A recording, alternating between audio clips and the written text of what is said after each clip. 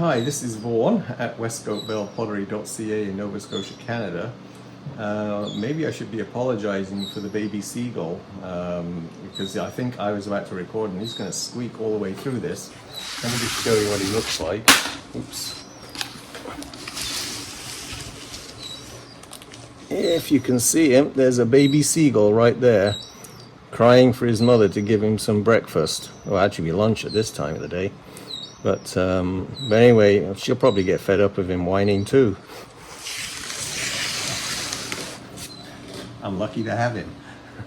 Life in wild Canada. Okay, so I am going to show you how to make three things from one slab of clay. Since I'm making frames at the moment, when I do a frame, I can make another frame from the inside, and then I can make a tray from that third thing. So we'll start this. It'll be a short video, but there you go. I know that everybody probably knows how to roll a slab of clay, and I somehow managed to find these at a surplus kind of store. I think they're for lights because they're flexible.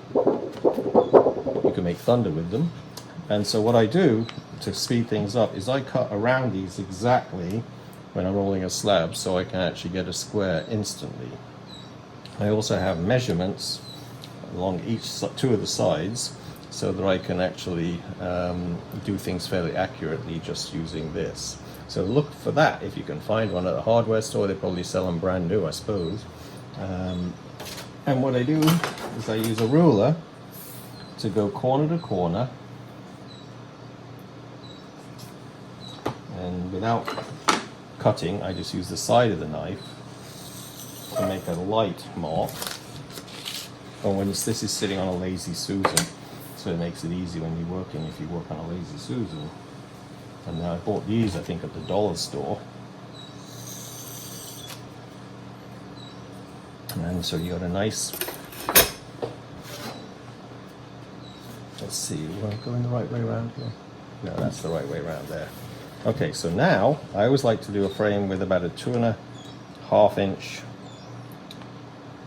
edge, but if you got a nice diagonal like this, I'm going to use the 8-inch mark on either side, lining it up with that so that the corner is right on that diagonal line that's coming down like that, and then the 8 inches on the other diagonal, and the 8-inch when you line it up will be right on there too. And if you want to be really accurate, you can measure with a tape measure. And I got 2 3/4 inches there, 2 3/4 inches there, 2 3/4, 2 3/4. So I guess like carpenters do, you measure twice and cut once. And then you simply take a knife and you cut through the clay slab, which is sitting on some newsprint, very accurately.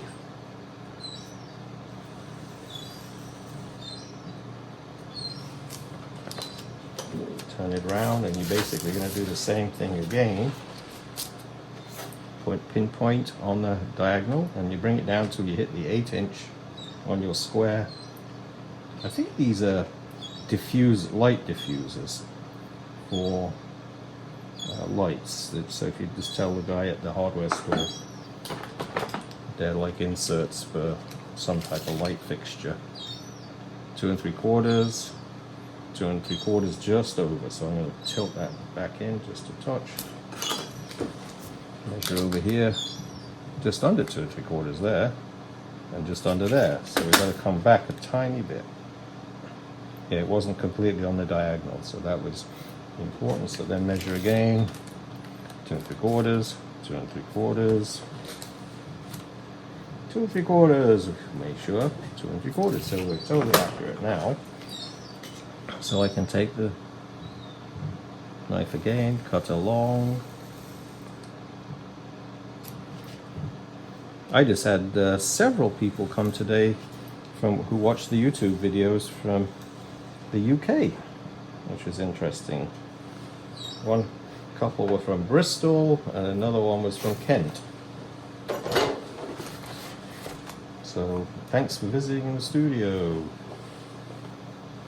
I told them to send me a photo of them in the studio, and I posted in the video, so maybe that's in this video too. Okay, this is important. I lift it by putting the knife in at an angle, deep, right through, and then lift the corner, so I know I've got a little cut there which I can repair. And then very carefully I lift it, and it will bend, obviously stretch the clay a little bit here, so then grab with two hands as soon as you can, and put it down. You can use your light, just place it on there so we've got it supported. And now I could smooth away those diagonal lines, because unless you want them in there, there might be some decorative reason you want them in. And then I'm going to use this Kemper, I think it's a Kemper, I never remember the name, MKM RH1 it says. So I'm going to use this tool to give myself a texture. And what I do at first is I pull back about 3/4 of an inch, and I just press hard so I get an edge like that. Same again.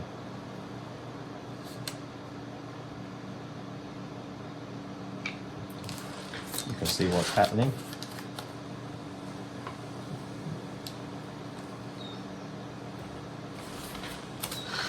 There's obviously different ways of doing this. You can use any number of clay stamps to texture it, but this MKM roller will make it speedy for the video. And that gives you a nice sharp edge there. I also do it to the edge and angle it so that I can bevel the outer edge of the frame. Ooh, the paper's coming up. Sometimes I tear that off, but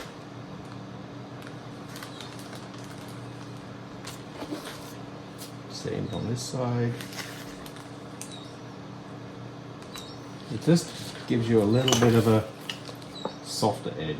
You might like the hard edge anyway. So we've got that there. Now I can leave it. That's fairly acceptable as a frame edge. But I also occasionally will just take this roller and kind of wiggle it as I go down the side, randomly wiggling it.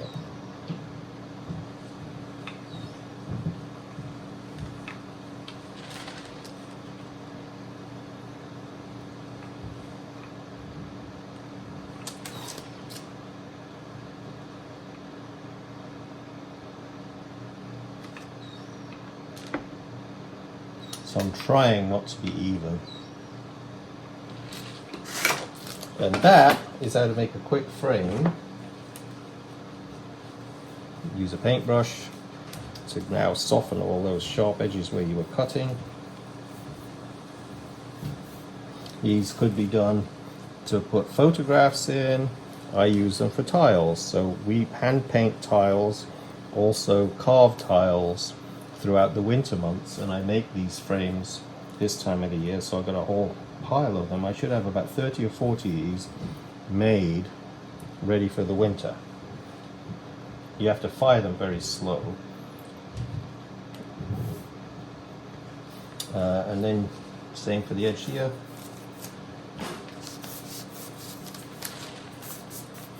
You can use a sponge if you want. And there we have a nice textural frame to put a tile or a photograph in.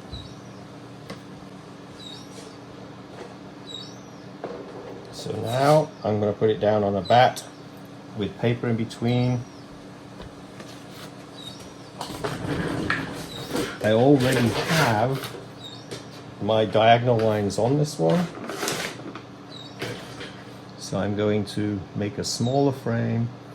Let's say we can line it up with the 4.5.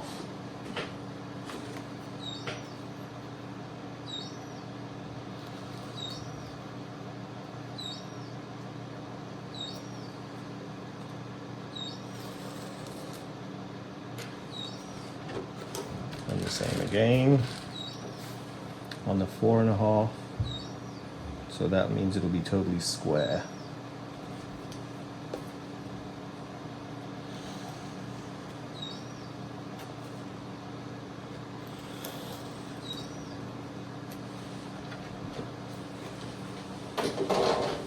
And the same again with this piece. I put the knife in at a deep angle, 45 at least, and then I pull out the little square, just rest it somewhere. And then we've got the same thing here to do again. Rub away your diagonals. I don't know, I never like to see those there. It might be something you might like. And then we can do the same pattern, but you can do any number of these, remember, so don't be limited by me showing you just one way of doing this. There's lots of ways you could do these.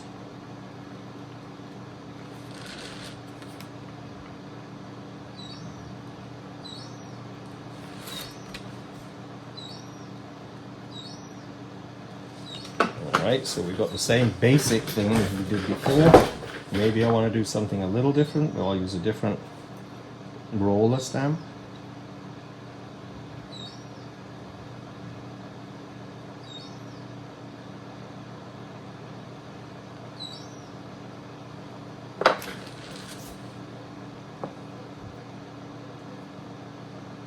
I probably could have actually left that little wavy thing in there, but I've just got rid of it by using this, making it up as I go along.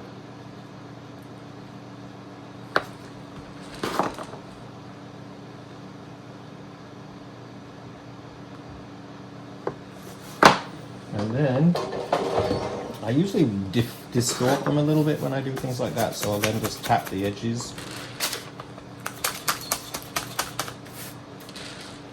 just to kind of straighten it up a little bit.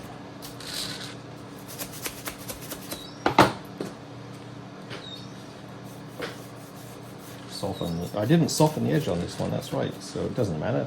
Like I said, you can have it hard edged if you want to. That piece of paper is up.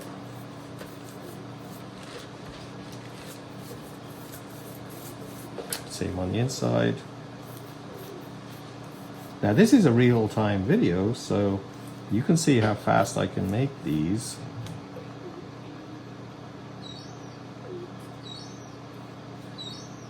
Those seagulls always do this time of the year. They're just out of the nests, I guess, and the babies are still wanting the mother to feed them, but the mothers actually are sort of now saying, okay, you're out on your own, guys. It's kind of a cruel world, isn't it? The inside here sometimes will look a little less straight too because of the rolling and the pressure you've done. That is a potential thing that you could leave that would be part of the piece. It's sort of a quirky looking, not straight frame. And check it to make sure you've got nothing that really is horrible. Nothing there. That's number 2. Number 3, get rid of your diagonals again. Go check back on my making speedy fish trays video, and you'll see how we make these. This is one of my roller stamps, so I position it in the middle and check it to make sure how close to the edge it's going to be, so it's kind of as close to the middle. It will stretch in one direction as you roll these, so I'm going to press here, and I've learnt from using these a couple times I have to rock it backwards and forwards too, and then to the left, to the right with my hand, and then I let it sit there, turn it around, continue the rocking, back to the left, back to the right, back to the left, back to the right, back to the left, back to the right. And that way I can show the texture up a little more, because they're very deep textures in these. And I also, just to help a little bit, if it doesn't texture right, I cut the square end of a pencil so it gives me a lot of diamond. Well, it's actually a square on it at its end, so I can deepen these a little bit.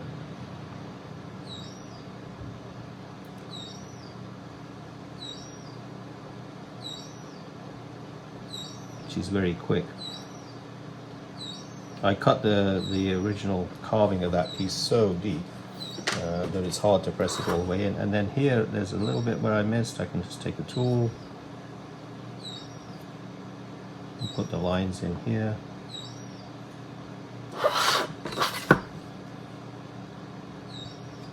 So this stands out a little better. There we go, and then I want to give my fish some eyes, so I press a little circle thing in the eyes. That didn't show up as well as I'd hoped. So then I'm going to use the roller thing again. It'll stretch the clay out a little bit more again.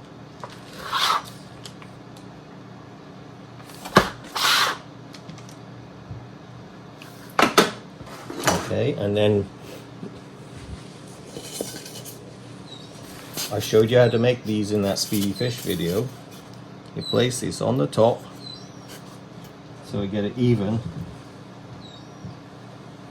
all the way around, maybe a bit too far that way, as even as you possibly can. Then you slide your paper to the edge, put your hand underneath the paper, hold these firmly together, flip it over, and then you can peel your paper off.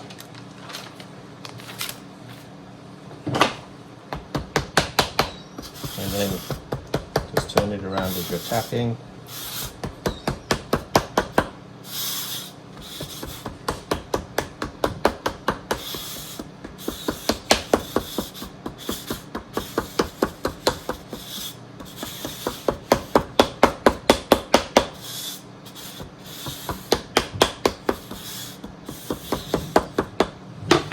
Okay, it's fairly smooth on the bottom, but just kind of make sure it's good. You can sign them on the bottom at this point if you want to. And then you flip it over. You could put a piece of paper underneath. It doesn't need it because it won't stick to the board with the clay being this firm. So I rolled the slabs out, I should have said at the beginning of the video, and let them sit in my damp cupboard overnight. So they firmed up a little bit, so they're easy to work with. So don't use fresh clay when you start this process. Let the clay stiffen up for a few hours before you roll. I actually rolled an entire box of clay into slabs. So I got probably 12 frames out, and plus the centers. I'm going to get 24 frames and actually 12 trays like this out of one slab of clay. Gave me a big frame, a small frame, and a carved tile, all in that short amount of time, which this video is now over. You can see how fast it is. Alright, so thanks for joining me for a quick project for those hand builders.